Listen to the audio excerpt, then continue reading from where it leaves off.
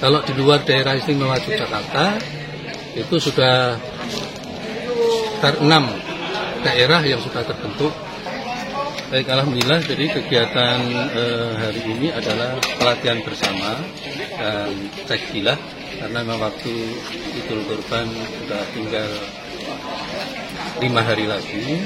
Dan oleh karena itu kita persiapkan dengan sebaik-baiknya, karena kita menyadari bahwasanya kesadaran umat Islam untuk berkorban itu sudah semakin meningkat dari tahun ke tahun. Dan sementara tenaga jagal atau sumber daya manusianya itu masih banyak kekurangan. Ini memang real di daerah kota Yogyakarta maupun mungkin secara umum di daerah istimewa Yogyakarta. Dan alhamdulillah juga ini sudah mulai banyak berdiri pengukuhan komunitas jagal. Untuk di daerah istimewa Yogyakarta ini sudah 4 kota kabupaten terbentuk jagalmu, hanya tinggal menunggu Kabupaten Gunung Kidul. Kalau di luar daerah istimewa Yogyakarta itu sudah sekitar 6 daerah yang sudah terbentuk jagalmu.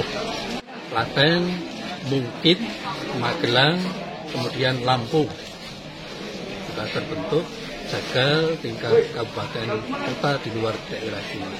Pak, untuk kegiatan hari ini berapa banyak Pak pesertanya Pak? Pesertanya 130-an. 130 itu dari mana aja Pak?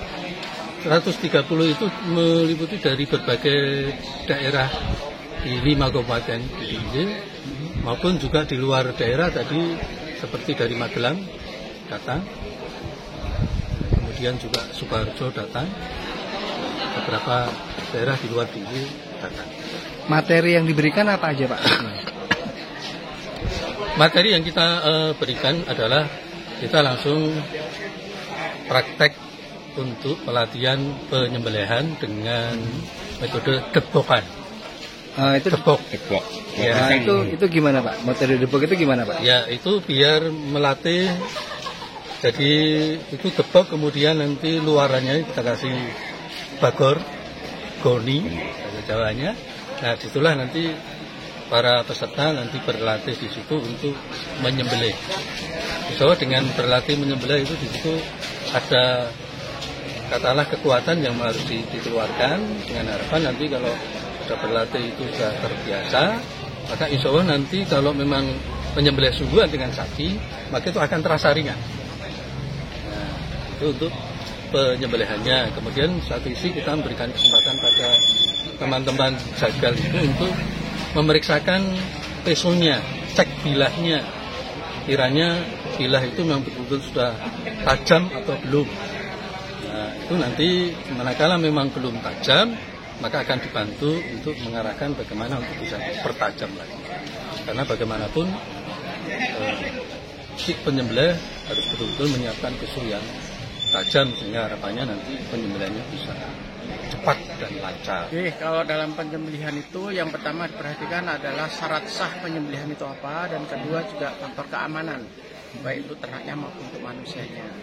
Kalau syarat sah sembelihan itu yang pertama kita harus mengikuti syariatnya.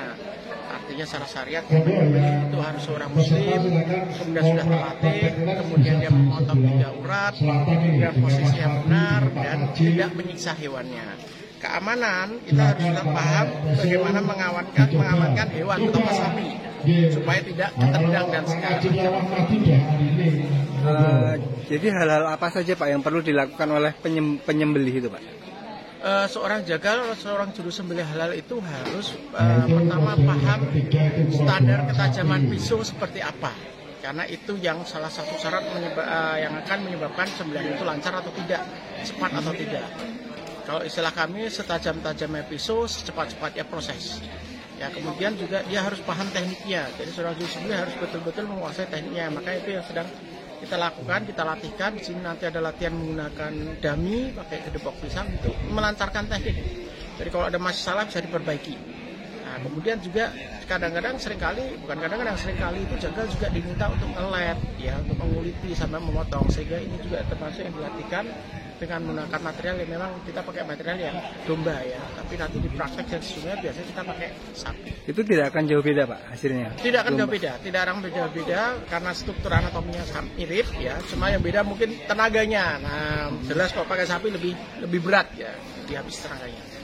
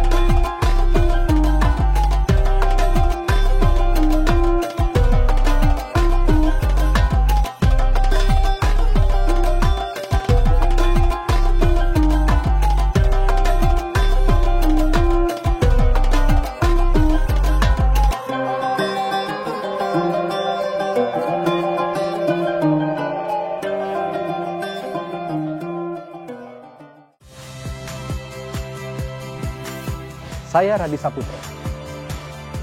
Saksikan program-program Kompas TV melalui siaran digital, pay TV dan media streaming lainnya. Kompas TV, independen, terpercaya.